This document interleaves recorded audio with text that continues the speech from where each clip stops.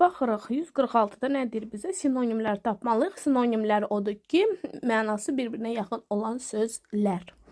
Birinciyə baxırıq. Populyarный известный. Hər ikisi mənası tanınmış deməkdir. Это очень популярная книга.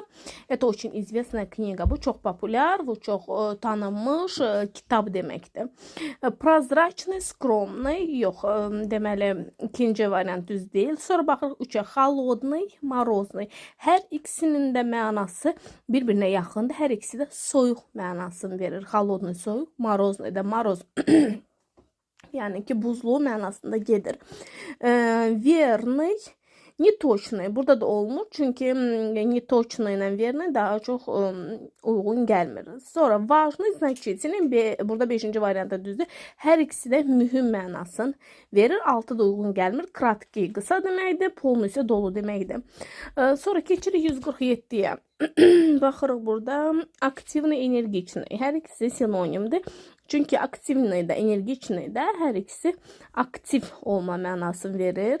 Духовный, добродушный uyğun deyil. Emosionalный, slabый uyğun deyil.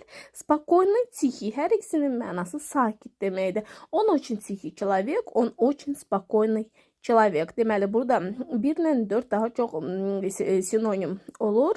И дальше baxırıq. Постоянно, иногда, xeyr.